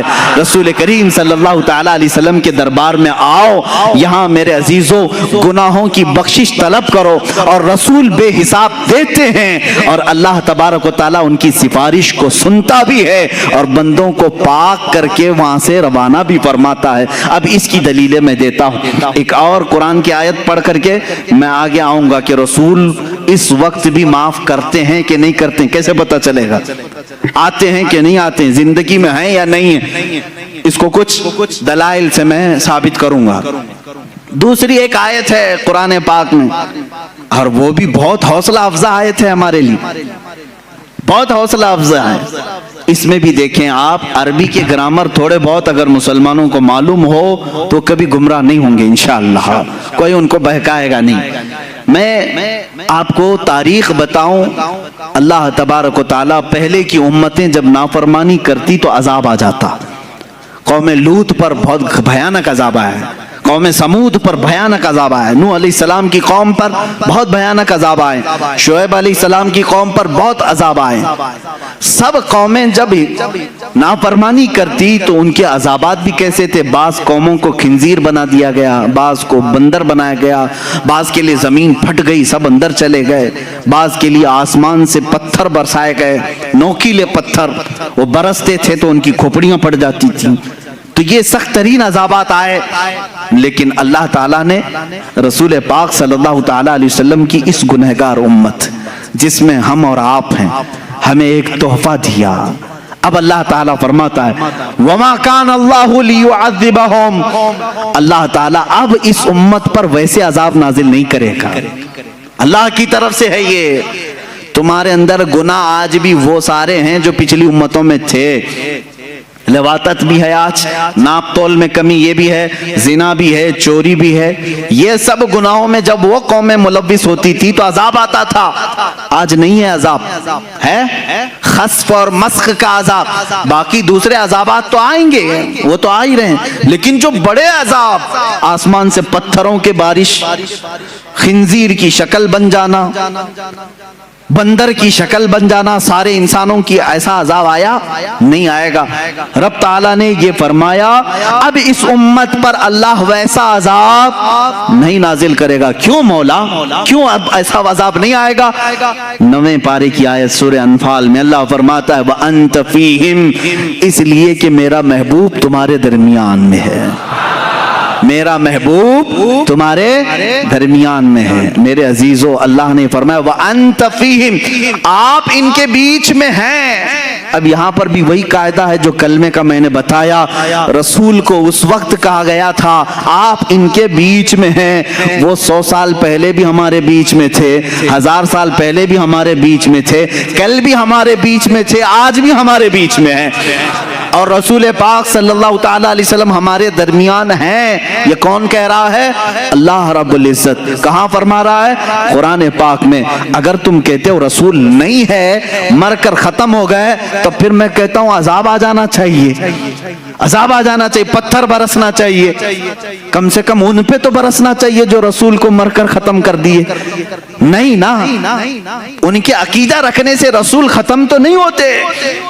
رسول پاک صلی اللہ تعالیٰ علیہ وسلم اپنی قبر انور میں زندہ ہیں اور اسی وجہ سے اللہ تعالیٰ نے بھیانک عذابوں کو روک لیا ہے. بھیانک عذاب روک لیے گئے ہیں. عزیزان گرامی وقار, یہاں سے یہ بات ثابت ہوئی کہ رسول پاک صلی اللہ تعالیٰ علیہ وسلم اپنی امت کے درمیان ہمیشہ رہیں گے, ہمیشہ رہیں گے. وَأَنْتَ فِيهِمْ. اور ایک بات میں آپ کو بتا دوں, ایک بڑی بات, میلاد بھی ہم منا رہے ہیں اور میلاد ہی کے یہ تو مجالس ہے نا, میلاد کی محفلیں ہیں. اب یہاں سے کچھ چیزیں سمجھنی پڑتی ہیں. دیکھیں دنیا کا ایک اصول ہے, جس کے لیے محفل سجاتے ہیں, جس کے لیے محفل سجاتے ہیں, جب تک وہ رہتا ہے تب تک محفل ہے کہ نہیں؟ جب تک وہ رہتا ہے تب تک وہ محفل ہے. فار ایگزامپل تقریر سننے کے لیے یہ محفل آپ نے بنائی اور مجھے سننے کے لیے آئے. میں چلا جاؤں گا تو آپ بیٹھے رہیں گے. تھوڑے لوگ اللہ اللہ کرنے والے بیٹھے رہتے ہیں, لیکن جو محفل تھی وہ نہیں کہلائے گی. بعد میں نماز پڑھنے والے نماز پڑھ رہے ہوں گے, ذکر کرنے والے ذکر کریں, میں ان سے نہیں کہہ رہا ہوں, لیکن یہ محفل چلی جائے گی کیونکہ مقرر گیا, محفل بھی گئی. دولہا آتا ہے, دولہا کے آنے سے پہلے اسٹیج بھی سجا ہے, کرسی بھی لگی ہے, باراتی بھی کھڑے ہیں, سب انتظار میں ہے نا. دولہا آیا, شام تک رکا, دلہن کو لے کر گیا باراتی. اب کیا کریں گے, کھانا بھی ختم ہو گیا, وہاں ہال میں رات تو نہیں بتائیں گے, چلے جائیں گے. اور ڈیکوریٹر کیا کرے گا, ڈیکوریشن نکال لے گا, کرسی ہٹا دی جائے گی, سٹیج ختم ہو جائے گا. یہی تو اصول ہے نا دنیا کا. جس کے لیے محفل سجی ہے وہ جائے گا تو محفل بھی ختم ہو جائے گی. اب میں آؤ حدیث پاک سناتا ہوں. اللہ کے نبی صلی اللہ تعالی علیہ وسلم فرماتے ہیں, رب ذوالجلال اپنے رسول سے فرما رہا ہے, لولاک لما خلقت الدنیا والافلاک والارضین. اے رسول, اگر آپ کو دنیا میں بھیجنا نہ ہوتا تو نہ میں آسمانوں کو بناتا, نہ زمینوں کو بناتا, نہ دنیا کو بناتا, کچھ نہیں بناتا اگر آپ کو دنیا میں بھیجنا نہ ہوتا. پتہ یہ چلا اللہ رب العزت نے یہ ساری کائنات میرے محبوب کے لیے سجائی ہے, اپنے حبیب کے لیے سجائی ہے. رسول آنے والے تھے, ان کے آنے سے پہلے 1,24,000 انبیاء کو باراتی بنا کر بھیجا گیا ہے, انتظار میں بھیجا گیا ہے. آسمان کا شامیانہ تانا گیا, زمین کا بچھونا بچھایا گیا, ستاروں کی چمکاہٹ لگائی, جگمگاہٹ لگائی گئی, چاند و سورج کو لائٹنگ کے طور پر کائنات میں سجایا گیا ہے. اور یہاں پر درختوں کے پھل پودے سارے یہ سجاوٹ میں اللہ رب العزت نے ہر چیز فرما دی, اور انسانوں کے بھی ایک عظیم جھرمٹ رکھا. اور اس کے بعد اللہ کا وہ محبوب دولہا بن کر 12 ربیع الاول شریف کو آیا, جس کے انتظار میں ساری کائنات تھی. چاند بھی اسی کے انتظار میں تھا, سورج بھی اسی کے انتظار میں تھا, آسمان بھی اسی کے انتظار میں ہے, زمین بھی اسی کے انتظار میں ہے, انبیاء بھی اسی کے قصیدے پڑھ کر کے دنیا سے گئے. اب وہ رسول دولہا بن کر کے آیا, اپنی حیات طیبہ کے 63 سالہ اس رسول پاک نے ظاہری زندگی میں گزارے. اب میں آپ سے سوال کرتا ہوں, رسول 63 سال کے بعد اپنے آپ کو پردہ فرما لیا, ہمارے چشم عالم سے روپوش ہوئے. مجھے بتاؤ, دولہا دنیا سے گیا ہے, میں پوچھتا ہوں چاند تو کیوں چمک رہا ہے, سورج ابھی کیوں باقی ہے, زمین کیوں ابھی تک ٹھہری ہے, آسمان کا شامیانہ کیوں لگا ہے, یہ پیڑ پودے ابھی تک کیوں باقی ہیں, یہ کیوں ہیں؟ دولہا چلا گیا, ڈیکوریشن ختم ہونی چاہیے, دولہا گیا, ساری سجاوٹ جانی چاہیے. تو تمہیں چاند جھلا کر کے کہے گا, جلال میں سورج کہے گا, نادان تو کیا سمجھ رہا ہے, دولہا گیا نہیں, دولہا اب بھی موجود ہے, دولہا اب بھی موجود ہے.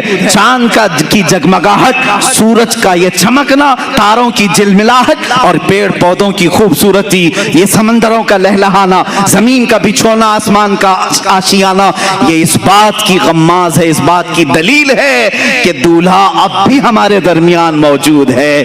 یہ اور بات ہے کہ چند عالم کے لیے وہ اپنے آپ کو پردے میں رکھا ہے, پھر دولہا اپنی اور اعلیٰ شان کے ساتھ قیامت کے دن رونما ہوگا.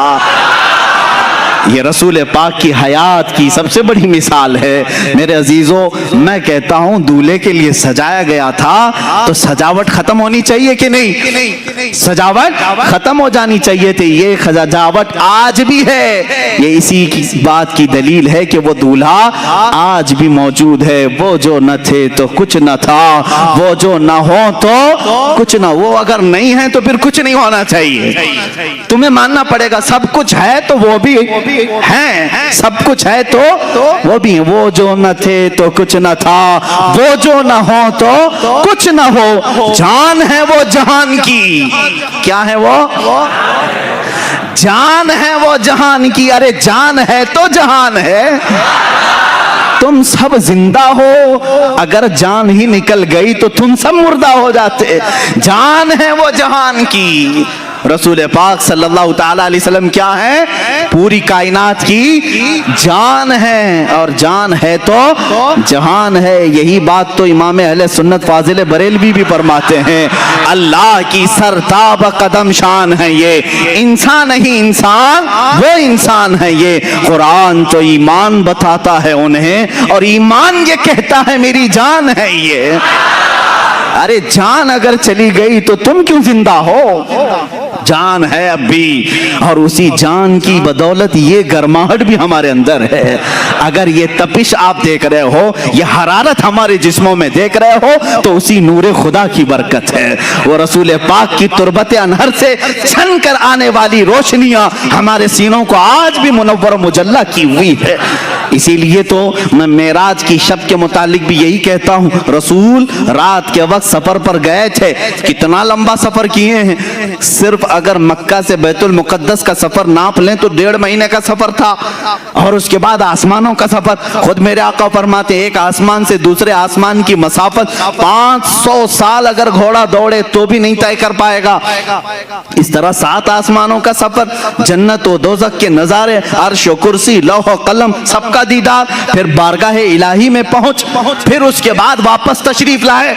लेकिन यहाँ हैरत इस बात की हो रही है, रसूल जितना चाहे लंबा सफर करें, जब यह कहा जाता है जंजीर भी हिलती रही बिस्तर भी रहा गरम, ता अर्श गए फिर आए मोहम्मद सल्लल्लाहु तआला अलैहि वसल्लम। अब अकलें हैरान होती हैं, शॉर्ट टाइम में, इतने वक्त में बिस्तर गरम कितनी देर रहता है? 1 मिनट 2 मिनट? जंजीर दरवाजे की कब तक हलेगी? 1 मिनट 2 मिनट? 1 मिनट में 7 आसमानों का सफर, जन्नत दोज़ख के मुशाहिदे, ये सब कैसे मुमकिन है? तब बाज़ मुहक्किकीन ने यही कहा, मेरे अजीजों वो जाने कायनात है, वो जाने कायनात है। अल्लाह ने कायनात की जान को अपनी बारगाह में बुलाया था, तो कायनात का जो निजाम था, टाइम था, जहां था वहीं रुक गया। इसलिए कि जान नहीं है तो घड़ी भी नहीं चलती है। घड़ी में अभी 11 बज रहे हो, 10 बज रहे हो, सेल निकाल लिया तो वहीं रुकेगी कि नहीं रुकेगी? और तुम 4 घंटे के बाद सेल डालोगे तो 4 बजे से नहीं चलेगी। कहां से चलेगी? 12 पे अगर सेल निकाला था, 12 से ही चलना है, इसलिए कि तुमने उसकी जान निकाली थी। अब जब जान डालोगे वहीं से चलेगी। मैं रात की शब मुस्तफा करीम सल्लल्लाहु अलैहि वसल्लम को रब ने अपनी जलों में बुलाया, वो जाने कायनात को अपनी बारगाह में बुलाया। तो मैं कहता हूं वो सफर 500 साल का था कि 5000 साल का था या 5 लाख साल का था, ये हमें मालूम नहीं, लेकिन कायनात को रसूल ने जहां छोड़ा था वो वहीं रुकी थी। जब वो जाने कायनात वापस आई तो जहां वक्त रुका था वहीं से फिर चल पड़ा। ये है मौजज़ा मेरे आका सल्लल्लाहु अलैहि वसल्लम का। तुम्हें मानना पड़ेगा वो जाने कायनात हैं, वो असले कायनात हैं, वो मकसूदे कायनात हैं। रसूल करीम सल्लल्लाहु तआला अलैहि वसल्लम की जब इस हैसियत को तुम समझोगे, तब फिर तुम हुजूर के हयात का इनकार नहीं करोगे। हुजूर पाक को मुर्दा मरकर मिट्टी में मिलने वाला इस तरह के जसारत वाले जुरत वाले कलमात नहीं बकोगे। तुम्हें ये मालूम होना चाहिए वो आम बशर नहीं है, वो नूरी बशर हैं और अल्लाह के हबीब हैं, अल्लाह के महबूब हैं। अल्लाह ने जब अपने फरिश्तों को इतनी ताकत दी है तो अपने खास महबूब को कितनी ताकत दी। वो अल्लाह के हबीब सल्लल्लाहु तआला अलैहि वसल्लम हयात में हैं। अब मैं आपको बताऊं, हुजूर अकरम सल्लल्लाहु तआला अलैहि वसल्लम की हयात तय्यबा बाद वफात अगर ना हो तो सहाबा कभी हुजूर के पास नहीं जाते। एक सहाबी हैं हजरत अबू अय्यूब अंसारी रज़ियल्लाहु ताला अन्हु, नाम सुने कि नहीं? हजरत अबू अय्यूब अंसारी मेज़बान रसूल हैं, सबसे पहले मदीने तय्यबा में हुजूर की मेज़बानी का शरफ हासिल करने वाले, और सहाबा में ये बड़े मोहतरम थे, मुअज़्ज़ज़ थे। सहाबा इनकी अदब भी करते थे। हुजूर पहले इनके घर क़याम फरमाए। एक बार ऐसा हुआ कि खुलफाए राशिदीन का ज़माना ख़त्म हो चुका था। हज़रत अबू अय्यूब थे उस ज़माने में, अमीर मुआविया रज़ियल्लाहु तआला अन्हु का ज़माना भी ख़त्म हो चुका था तकरीबन। या हज़रत अमीर मुआविया के ज़माने में मरवान नाम का एक शख्स, मरवान बिन हकम, ये मदीने का गवर्नर बनाया गया, मदीने का गवर्नर बनाया गया। ये उस जमाने की बात है जब अहले बैत अतहार के खिलाफ यानी जुल्म की दास्तानें हो रही थी। अहले बैत अतहार परेशान किए जा रहे थे। حضرت ابو ایوب انصاری رضی اللہ تعالیٰ عنہ یہ ایک بڑے جلیل القدر صحابی ہیں. ایک دن مروان حضور صلی اللہ تعالیٰ علیہ وسلم کے روزے پر آیا. اس وقت حجرہ کھلا رہتا تھا, کھولتے تھے بند کرتے تھے. دیکھا حضور کی قبر پر لپٹ کر کے کوئی رو رہا ہے. حضور پاک صلی اللہ تعالیٰ علیہ وسلم کے قبر اطہر کے پاس سر جھکائے کوئی رو رہا ہے. مروان پیچھے سے آیا, گورنر تھا, مدینے کا گورنر تھا. پیچھے سے اس نے گردن پکڑی, کہا کون ہے یہ بوڑھا شخص یہاں اس وقت یہاں آیا ہے؟ تو پلٹے بغیر جب انہوں نے آواز دی تو گھبرا گیا. پہچانی ہوئی آواز دکھ رہی, وہ کھڑے ہو گئے تو وہ ڈر گیا, کیونکہ حضرت ابو ایوب انصاری تھے, میزبان رسول تھے. اب انہوں نے جو جملہ کہا وہی ہمارا عقیدہ ہے. انہوں نے کہا لم آتی بحجر بل آتی الی رسول اللہ صلی اللہ علیہ وسلم. اے مروان تو کیا سمجھ رہا ہے, میں کسی پتھر کے پاس نہیں آیا, میں اللہ کے رسول کے پاس آیا ہوں. اب اس صحابی کو پوچھو, اللہ کے رسول کے پاس, قبر کو آپ اللہ کا رسول کہہ رہے ہیں, قبر کو اللہ کا رسول کہہ رہے ہیں, جبکہ قبر میں حضور وفات ہو کر کے بھی 40 سال ہو گئے. حضرت ابو ایوب کہہ رہے ہیں میں رسول اللہ کے پاس آیا ہوں. اس کا مطلب ہے وہ اللہ کے رسول کو زندہ تسلیم کرتے تھے. صحابہ کا بھی عقیدہ یہی ہے جو ہم کہہ رہے ہیں, تو زندہ ہے واللہ, تو زندہ ہے واللہ. ایک صحابی نہیں, حضرت سعید ابن مسیب رضی اللہ تعالیٰ عنہ, یہ مشہور تابعی ہیں, افضل ترین تابعی مدینہ طیبہ کے. حرہ کا جب موقع پیش آیا, یعنی یزید کی حکومت آئی تو مدینے پر اس نے چڑھائی کروائی تھی, مدینے والوں سے جنگ کیا تھا, جس کی وجہ سے 3 دن تک مسجد نبوی میں نماز نہیں ہوئی. یزید کے زمانے میں مدینے کے لوگوں کو مارا گیا تھا بہت خطرناک طریقے سے, اس کو حرہ کہتے ہیں. اب یزید کی گورنری کے زمانے میں جب مسجد نبوی لوگ آ ہی نہیں رہے تھے, جنگ چل رہی تھی, سعید ابن مسیب رضی اللہ تعالیٰ عنہ فرماتے ہیں میں مسجد نبوی میں اکیلا رہ گیا تھا, دروازے بند کر لیے. لاک ڈاؤن والی سچویشن سوچ لیں, ان کے زمانے میں ہوا تھا 3 دن کے لیے ہی. لیکن وہ تابعی کیا کہتے ہیں, جب نہیں ان سے پوچھا گیا, وہ اذان بھی دیتے تھے, اقامت بھی دیتے تھے اور نماز بھی پڑھ لیتے تھے. ٹائم کا پتہ جب چلے, جب باہر نکلے ہیں, مسجد کے دروازے بند اور اندر رہتے تھے. وہ تابعی فرماتے ہیں ہر نماز کے وقت, جیسے ہی نماز کا وقت آتا, قبر رسول سے اذان کی آواز آتی تھی. میں اذان کی آواز سنتا تھا اور اسی آواز پر میں مسجد نبوی میں اقامت بولتا اور نماز پڑھتا تھا. یہ کون کہہ رہا ہے؟ تابعی. اور تم اتنے زمانے کے بعد کہہ رہے ہو وہ مر کر مٹی میں مل گئے. انہوں نے تو قبر رسول سے اذان کی آواز سنی, اذان کی آواز سنی. عزیزان گرامی وقار, 1-2 نہیں کئی مثالیں ہیں اس طرح کی. رسول پاک صلی اللہ تعالیٰ علیہ وسلم کی حیات کے متعلق, وفات کے بعد کی حیات کے متعلق کئی لوگوں نے میرے آقا صلی اللہ تعالیٰ علیہ وسلم کا دیدار بھی کیا, زیارت سے مشرف بھی ہوئے ہیں. حضرت سیدنا احمد کبیر رفاعی رحمت اللہ تعالیٰ علیہ, یہ بغداد مقدسہ سے چل کر مدینہ طیبہ حاضری تھی. مشہور ہے روایت, رسول کریم صلی اللہ تعالیٰ علیہ وسلم کی بارگاہ میں انہوں نے کیا مانگا تھا معلوم ہے؟ سوال کیا کیا تھا انہوں نے؟ سیدھے انہوں نے یہی سوال کیا, ہم جائیں تو الگ الگ چیزیں پوچھیں. وہ اللہ کے ولی تھے حضرت احمد کبیر رفاعی رحمت اللہ تعالیٰ علیہ. سوال یہ کرتے ہیں اے اللہ کے رسول, سنا ہے آپ کسی بھی فقیر کو لوٹاتے نہیں, مایوس نہیں بھیجتے, بس بندے کی یہ طلب ہے کہ آپ اپنی قبر انور سے ہاتھ نکالیں, مسافہ کرتا ہوں. اللہ اکبر. 400 سال کے بعد کی بات ہے یہ, اور کتابوں کی روایت کرنے والوں نے یہ روایت کیا, قبر رسول سے ہاتھ باہر آیا, انہوں نے مسافہ بھی کیا. عزیزان گرامی وقار, اگر حیات النبی کے متعلق تم مجھ سے سوال کرتے جاؤ اور میں پیش کرتا ہوں.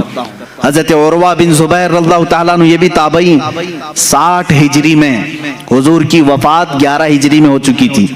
60 ہجری میں مدینے میں ایک بار سیلاب آیا, سیلاب میں پانی بہت زیادہ, اور مسجد نبوی میں بھی پانی آیا, یہاں تک کہ رسول کریم صلی اللہ تعالیٰ علیہ وسلم کی قبر انور کے پاس بھی پانی آیا.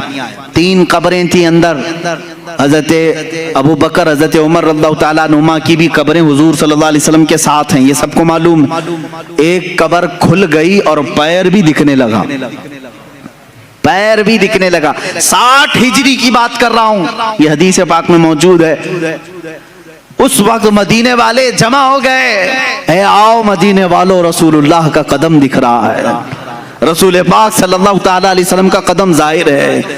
تو سب جمع ہوئے، بھیڑ لگی۔ حضرت عروہ بن زبیر رضی اللہ تعالیٰ، حضرت زبیر کے بیٹے، یہ آئے، انہوں نے لوگوں کو ہٹایا، غور سے دیکھا اور کہا واللہ ما ہذہ قدم رسول اللہ صلی اللہ علیہ وسلم، قسم خدا کی یہ رسول اللہ کا قدم نہیں ہے بلکہ یہ عمر ابن خطاب کا قدم ہے۔ کہتے میں اچھی طرح پہچانتا ہوں یہ عمر ابن خطاب کا قدم ہے۔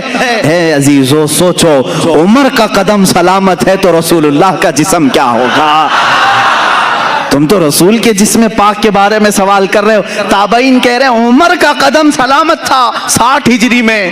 حضرت عمر رضی اللہ تعالیٰ عنہ کون ہیں؟ کیا وہ اللہ کے رسول ہیں؟ کیا وہ نبی ہیں؟ بلکہ حضرت عمر کہتے ہیں مجھے جو عزت ملی ہے وہ قدم رسول سے ملی ہے، جو عزت ملی ہے وہ رسول پاک کی وجہ سے ملی ہے۔ جن کی یہ عزت رسول پاک کی وابستگی کی وجہ سے ہو، اس رسول پاک کا جسم ناز کیا سلامت نہیں ہوگا؟ اب آؤ خود حضور کی حدیث ہی میں بتا دوں، نبی اپنی قبر میں زندہ ہے یا نہیں، اتنے بڑے ٹاپک پر ڈسکس کرنے سے پہلے مجھے یہ چاہیے بھی تھا، اور بلکہ آپ اگر کبھی سوال کریں، کوئی سوال کرے تو صرف ایک بات پوچھیں، میاں تو رسول پاک کی معراج کو مانتا ہے کہ نہیں؟ ہاں مانتے ہیں۔ چلو آسمانوں پر جانے کی بات بعد کی، بیت المقدس تک کا تو سفر قرآن سے ثابت ہے۔ سبحان الذي اسرا بعبده ليلا من المسجد الحرام الى المسجد الاقصى، مسجد اقصی تک کا سفر قرآن سے ثابت ہے، اتنا تو مانتے ہو۔ مسجد اقصی میں کیا ہوا تھا؟ مسجد اقصی میں کیا ہوا تھا؟ سنی مسلمانوں سب جانتے ہو، رسول پاک نے سارے نبیوں کی امامت کی تھی۔ کتنے نبی؟ آدم علیہ السلام سے لے کر عیسیٰ علیہ السلام تک جتنے نبی تھے ان سب کی حضور نے امامت کی تھی۔ مجھے یہ بتاؤ، یہ 1,24,000 کم و بیش جو نبی آئے تھے وہ کب کے نبی تھے؟ وہ کب کے نبی تھے؟ کیا رسول کے زمانے کے نبی تھے؟ وہ صحابی نہیں، ان کی وفات ہو کر کسی کی 4,000 سال، کسی کی 3,000 سال، کسی کی 2,000 سال، کسی کی 500 سال، سینکڑوں سال پہلے وفات پائے ہوئے سارے نبی مسجد اقصی میں حضور کی اقتداء میں جمع ہیں۔ وہاں ابراہیم و اسماعیل بھی ہیں، داؤد و سلیمان بھی ہیں، موسیٰ و عیسیٰ بھی ہیں علیہم الصلاۃ والتسلیم۔ نادان جب تم معراج کے واقعے میں یہ جانتا ہے نبی ان تمام نبیوں کی امامت کر رہے ہیں جو بہت پہلے فوت ہو چکے تھے، وہ زندہ ہو کر آئے بھی اور حضور کے پیچھے نماز بھی پڑھے، اب بتا جو ان تمام نبیوں کی امامت کیا ہے وہ کیسے مردہ ہو سکتا ہے؟ خود میرے آقا فرماتے ہیں معراج کی سفر پر میں جب جا رہا تھا میں نے نظر کیا موسیٰ علیہ السلام کی قبر پر۔ حضور فرماتے ہیں موسیٰ علیہ السلام کہاں کہاں ہیں؟ یہاں بیت المقدس میں بھی ہیں، آسمانوں میں بھی ہیں، اور حضور کی ایک حدیث یہ بھی ہے میں نے سفر میں موسیٰ کی قبر کی طرف دیکھا، موسیٰ علیہ السلام کو اپنی قبر میں کھڑے ہو کر نماز پڑھتے ہوئے میں نے دیکھا۔ حضور کیا فرما رہے ہیں؟ کھڑے ہو کر نماز پڑھتے ہوئے میں نے دیکھا۔ یہ حدیثیں ہیں میرے عزیزو۔ اب مجھے بتاؤ نماز کون پڑھتا ہے، زندہ یا مردہ؟ نماز کون پڑھتا ہے؟ ارے مردہ ہو تو اس کی پڑھی جاتی ہے اور زندہ اپنی پڑھ رہا ہوتا ہے۔ اور اللہ کے نبی فرما رہے ہیں موسیٰ علیہ السلام کو میں نے قبر میں نماز پڑھتے ہوئے دیکھا۔ جب موسیٰ اپنی قبر میں نماز پڑھنے کے لیے زندہ ہے، میرا عقیدہ یہ ہے تو زندہ ہے واللہ، تو زندہ ہے واللہ، میری چشم عالم سے چھپ جانے والے رسول کریم صلی اللہ تعالیٰ علیہ وسلم کی حیات طیبہ کے لیے بہت ساری دلیلیں ہیں، خود احادیث سے ثابت ہیں۔ دوسرے نبیوں کی جب زندگی ثابت ہے تو رسول کی زندگی بھی تمہیں ماننی پڑے گی۔ آؤ اب صحابہ کا ہی عقیدہ سب سے بہترین عقیدہ ہے نا، سب سے بہترین عقیدہ۔ ماں عائشہ صدیقہ رضی اللہ تعالیٰ عنہ کا عقیدہ پوچھتے ہیں آپ کا عقیدہ کیا ہے رسول کے متعلق؟ سنیں جب رسول کریم صلی اللہ تعالیٰ علیہ وسلم وفات پا گئے، حضور پاک صلی اللہ تعالیٰ علیہ وسلم کی وفات ہوئی، آپ کا دفن، آپ کی تدفین کہاں ہوئی؟ وہ حجرہ عائشہ ہے۔ حضرت عائشہ صدیقہ کا وہ مکان تھا، اسی میں وہ آرام فرماتی تھی۔ حضرت عائشہ کے حجرے میں حضور کی تدفین ہوئی، سب کو معلوم ہے۔ حضرت عائشہ صدیقہ کے پاس ہی چابی رہتی تھی۔ حضرت عائشہ کمرہ کھولتی تھیں، کمرے کے اندر جاتی تھیں، صفائی کرتی تھیں۔ چند سالوں کے بعد حضرت ابو بکر صدیق کا وصال ہوا۔ حضرت ابو بکر صدیق بھی کہاں دفن ہوئے؟ رسول پاک صلی اللہ علیہ وسلم۔ ان کی بھی تدفین کا انداز بھی یہ ہے، انہوں نے وصیت کی تھی میرا جنازہ حجرے کے سامنے رکھ دینا، اگر رسول سے اجازت ملے تو دفن کرنا۔ 2.5 سال کے بعد وفات ہوئی، حضور کی وفات کے 2.5 سال کے بعد۔ کوئی صحابی یہ نہیں پوچھ رہا حضرت ابو بکر سے اجازت ہم کیسے لیں گے، وہ تو قبر میں ہے، کسی نے پوچھا نہیں۔ حضرت ابو بکر نے وصیت کی، سب نے کہا ہاں پوچھ لیں گے۔ اس کا مطلب ہے ان کا عقیدہ تھا رسول۔ دیکھو میرے عزیزو، اور ہوا بھی ہے کہ ان کی قبر کو حضور کے پہلو میں رکھا گیا۔ حضرت عائشہ کے کون ہیں؟ حضرت ابو بکر والد ہیں نا، حضرت ابو بکر صدیق حضرت عائشہ کے باپ ہیں، والد ہیں، اور حضور صلی اللہ علیہ وسلم ان کے کیا ہیں؟ شوہر ہیں۔ حضور حضرت عائشہ کے کیا ہیں؟ شوہر ہیں۔ دونوں بھی محرم ہیں، دونوں محرم ہیں۔ حضرت عائشہ صدیقہ فرماتی جب حضرت عمر دفن ہوئے تو اب وہ اس حجرے میں جانا بند کر دیتی، اب صفائی کے لیے نہیں جاتی تھی۔ جب تک حضرت ابو بکر اور حضور صلی اللہ علیہ وسلم تھے، حضرت عائشہ اس حجرے میں جاتی تھی، اس حجرے میں جاتی تھی۔ جب حضرت عمر اس میں دفن ہو گئے، آپ نے چابی دوسرے کے ہاتھ میں دے دی اور وہاں نہیں جانے لگی۔ کسی نے پوچھا اماں آپ پہلے جاتی تھی اندر حجرے میں، اب کیوں نہیں جاتی؟ کہتی ہیں رسول میرے محرم تھے، ابو بکر میرے محرم تھے، عمر میرے لیے غیر محرم ہے، میں ان سے پردہ کرنے کے لیے نہیں جاتی۔ مجھے بتاؤ اماں عائشہ، پردے کا حکم تو زندوں کے لیے ہے، پردے کا حکم کس کے لیے ہے؟ زندوں کے لیے۔ ماں عائشہ صدیقہ حضرت عمر کے قبر میں جانے کے بعد پردہ کر رہی ہیں، اس کا مطلب ہے عائشہ صدیقہ کا عقیدہ تھا کہ عمر اپنی قبر سے انہیں دیکھ رہے ہوں گے۔ پردہ کس سے کریں گے؟ جو دیکھے گا نا۔ حضرت عمر جب حضرت عائشہ کو دیکھ سکتے ہیں، اللہ کے رسول اپنی قبر سے پوری امت کو کیوں نہیں دیکھ رہے ہوں گے؟ اے میرے عزیزو، یہ عقیدہ صحابہ کا ہے، ایک دو نہیں، اور بھی چیزیں میں تمہارے سامنے رکھوں۔ اب آؤ اور ایک دلیل میں بتاؤں۔ ہم اور آپ مر جائیں، ہماری بیویاں عدت گزارنے کے بعد دوسرے سے نکاح کر سکتی ہیں، ہے کہ نہیں کر سکتی؟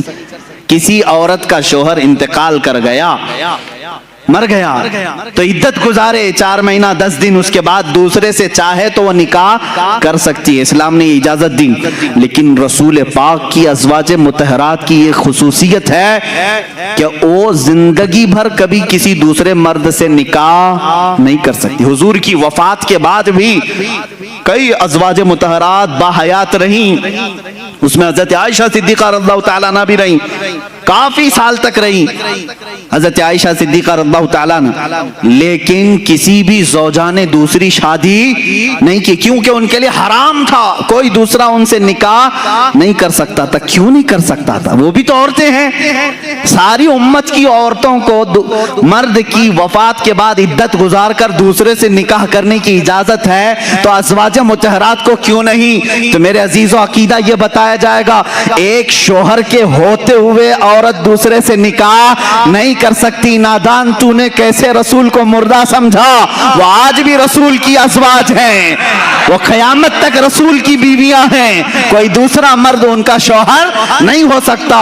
تم اور ہم ہیں، موت کے بعد رشتے ختم ہو جائیں گے، وہ رسول ان کے زوج ہیں، شوہر ہیں قیامت تک، بلکہ جنت تک بھی وہ ازواج مطہرات کے شوہر ہیں۔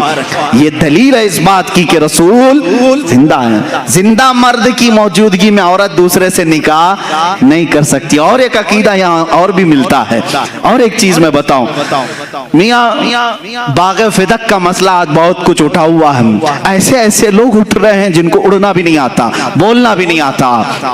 ہاں، یہ ان کو یوں سمجھ لیں کہ بارش میں بہت سارے کیڑے آتے ہیں۔ اس وقت شیعوں کی طرف سے یہ مسئلہ اللہ اٹھایا گیا باغ فدق. حضور صلی اللہ تعالیٰ علیہ وسلم کا ایک باغ تھا ان کی زندگی پاک میں. آپ کی وفات کے بعد حضرت فاطمہ الزہرا رضی اللہ تعالیٰ عنہ نے وہ حضرت ابو بکر صدیق سے سوال کیا کہ میرے والد کا باغیچہ تھا, ہر ایک کے باپ کے انتقال کے بعد وراثت اس کی اولاد کو ملتی ہے نا. اب حضور کی اولاد میں سوائے حضرت فاطمہ کے کوئی دوسرا تھا نہیں, وراثت میں ان کو ملنا چاہیے تھا باغیچہ. لیکن حضرت ابو بکر صدیق نے یوں فرمایا, اے بطول, اے فاطمہ بنت محمد صلی اللہ علیہ وسلم, آپ کی عظمت, آپ کی شان بہت بلند و بالا, لیکن میں نے آپ ہی کے والد گرامی سے ایک حدیث سنی ہے. حضور نے فرمایا, نحن معاشر الانبیاء لا نورث درہما ولا دینارا. حضور نے فرمایا ہے ہم انبیاء کی جو جماعت ہے ہم وراثت میں کوئی مال نہیں چھوڑتے, اور جو کچھ بھی چھوڑ جائیں وہ پوری امت کے لیے صدقہ ہوتا. رسول کی وراثت نہیں بانٹی جاتی. تو حضرت فاطمہ واپس آ گئی. اتنا ان کے درمیان ہوا تھا, لیکن یہاں ماتھا پیٹ کر کے, سینہ ٹھوک ٹھوک کر کے شیعہ سب کو رلا رلا کر کے کہتے ہیں ہماری ماں فاطمہ کا حق مار لیا تھا ابو بکر نے, صدیق نے جو ہے باغ فدق کھا لیا. اے ظالموں, تم اتنا سمجھتے ہو کہ ابو بکر اگر حق کھا لیے ہوتے تو حضرت علی اس وقت کہاں تھے؟ علی کو کیا تم بزدل آدمی سمجھتے ہو؟ ہم سنیوں سے پوچھو, ہم ان کو شیر خدا کہتے ہیں, وہ حیدر کرار کہتے ہیں, جو اپنے ایک بازو سے خیبر کا قلعہ اکھاڑ دے. ابو بکر صدیق اگر غلط فیصلہ لے رہے ہوتے وہ تنہا علی ہی کافی ہوتے. حضرت علی نے جب حدیث سنی تو ان کا بھی یہ اقرار تھا, ابو بکر نے جو کہا ہے وہ رسول پاک کی حدیث ہے. اگر غلط فیصلہ ابو بکر کر رہے ہوتے تو حضرت فاطمہ کا حق وہ لے کر کے رہتے. حضرت علی کا خاموش رہنا اس بات کی علامت ہے کہ صدیق اکبر رضی اللہ تعالیٰ عنہ نے جو فرمایا وہ غلط نہیں تھا. اب یہاں ہم یہ نہیں کہیں گے, بعض یہ معاملات نکلے حضرت ابو بکر خطا پر تھے کہ حضرت فاطمہ خطا پر تھی. نادانا تم ہوتے کون ہو ان دونوں کے درمیان خطا ناپنے والے؟ ان دونوں کو خطا پر وہ کہے گا جو ان دونوں سے بڑا ہوگا. فیصلہ کون کرے گا ان کے درمیان کی باتیں؟ ان سے جو بڑا ہوگا. میں یہ معاملہ اللہ کے حوالے کرتا ہوں, قیامت کے دن اللہ خود ہی فیصلہ فرمائے گا جو بھی معاملہ ان کے درمیان رہا ہو. لیکن اہل سنت و جماعت کا عقیدہ یہ ہے صدیق اکبر رضی اللہ تعالیٰ عنہ اپنی جگہ پر حق تھے, فاطمہ الزہرا رضی اللہ تعالیٰ عنہ اپنی جگہ پر حق تھی, دونوں حق پر ہیں. ہم ان میں سے کسی کو بھی غلط نہیں کہتے, بلکہ ان کے متعلق زبان کھولنے کو بھی ہم اپنی ایمان کی تباہی سمجھتے ہیں. یہی عقیدہ رہنا چاہیے, یہی عقیدہ رہے. اب آؤ میرے عزیزو, یہ بات ہو گئی, باغ فدق کا مسئلہ ہے اور دیگر چیزیں بھی ہیں. حضور کی وراثت کیوں نہیں بانٹی گئی؟ نبی کی وراثت کیوں نہیں دی گئی؟ اب اس کو ایک عاشق رسول نے اپنی کتاب میں یوں بیان کیا, کہا ہے میاں جو کچھ بھی وراثت بڑھتی ہے وہ انسان کے مرنے کے بعد. زندگی میں اگر میں کچھ بیٹے کو دے دوں تو اس کو وراثت نہیں کہتے, اس کو کہتے ہیں ہبہ, یہ بخشش ہے, یہ دے دیا باپ نے. موت کے بعد وراثت بڑھتی ہے. ظاہر سی بات ہے, باپ کو گھر میں رکھا اور وراثت کی بات کر رہے ہو تو نہیں, یہ وراثت نہیں ہے. تم جائیداد کی لڑائی کہہ سکتے, وراثت نہیں. باپ کو قبر میں دفن کر کے آئے اس کے بعد وراثت بڑھتی ہے. ایک عاشق رسول نے کیا خوب کہا, وراثت مرنے کے بعد مردوں کی تقسیم کی جائے, وہ وراثت کو تقسیم کرے میرے رسول کی جو رسول کو مردہ تسلیم کرے. ہم تو رسول کو زندہ سمجھتے ہیں, کائنات کے ہر چپے پر آج بھی وہ مالک و مختار ہیں, آج بھی وہ مالک ہیں. تو مالک کے ہوتے ہوئے وراثت کے بانٹنے کی ضرورت کیا ہے؟ فاطمہ کے باپ آج بھی باغ فدق کے مالک ہیں. ہمارا عقیدہ تو یہ ہے. عزیزان گرامی وقار, آخری باتوں کی طرف آتا ہوں. رسول پاک صلی اللہ تعالی علیہ وسلم کی وراثت نہیں تقسیم کی گئی, اس بات کی علامت ہے کہ وہ ہم میں زندہ ہے. یہی عقیدہ ہے نا, رسول پاک ہم میں زندہ ہیں, وہ اپنی قبر اطہر میں زندہ ہیں. وہ زندگی کی کیفیت کیا ہے یہ اللہ بہتر جانے, وہ کیسی زندگی ہے. لیکن ہمیں اتنا معلوم ہے اللہ تعالیٰ نے یہاں موجودہ جو زمین پر زندگی ہوتی ہے اس سے ہزاروں لاکھوں درجے افضل زندگی ان کو قبر اطہر میں عطا کیا ہے. وہ رسول پاک صلی اللہ تعالیٰ علیہ وسلم آج بھی دستگیری فرماتے ہیں, آج بھی दस्तगीरी फरमाते हैं। ये अलग उन्वान है कि अब रसूल मदद करते हैं कि नहीं करते, बस इतना समझ लो कि जिंदा हैं तो मदद भी करेंगे इंशाअल्लाह। जिनके लिए मर गए उनके लिए मदद भी नहीं है। हम तो कहते हैं रसूल पाक सल्लल्लाहु ताला अलैहि वसल्लम के मुतालिक कि हम हुजूर पाक सल्लल्लाहु ताला अलैहि वसल्लम को दस्तगीरी करने वाला, मदद करने वाला तस्वुर करके ही तो ये शेर पढ़ते हैं ना आका की बारगाह में, या रसूल अल्लाह शाफियो नाफी हो तुम, वाफियो काफी हो तुम, दर्द को कर दो दवा, तुम पे करोड़ों दरूद, आंख अता कीजिए उसमें जिया दीजिए, जलवा करीब आ गया तुम पे करोड़ों दरूद, बेहुनरो बेतमीज किसको हुए हैं अजीज, एक तुम्हारे सिवा तुम पे करोड़ों दरूद, गंदे निकम्मे कमी महंगे हैं कोड़ी के तीन, कौन हमें पालता तुम पे करोड़ों दरूद, तुम हो हफीजो मुगीस, क्या है वो दुश्मन खबीस, या रसूल अल्लाह तुम हो हफीजो मुगीस, क्या है वो दुश्मन खबीस, तुम हो तो फिर खौफ क्या तुम पे करोड़ों दुरूद। अल्हम्दुलिल्लाह आज हमें खौफ नहीं है, डर नहीं है, इसलिए कि हमारे साथ अल्लाह का रसूल है। अब एक आखिरी बात जो मैं कहने जा रहा था वो ये है, हुजूर सल्लल्लाहु ताला अलैहि वसल्लम जिहाद में शरीक हुए, तकरीबन 17 जिहाद आपने फरमाया, 17 गज़वात में शरीक हुए। तो जिस जंग में हुजूर तशरीफ ले जाते हैं उसको गज़वा कहते हैं। क्या कहते हैं? गज़वा। और जिसमें हुजूर नहीं शरीक थे, सहाबा गए थे, उसको सरिया कहते हैं। क्या कहते हैं?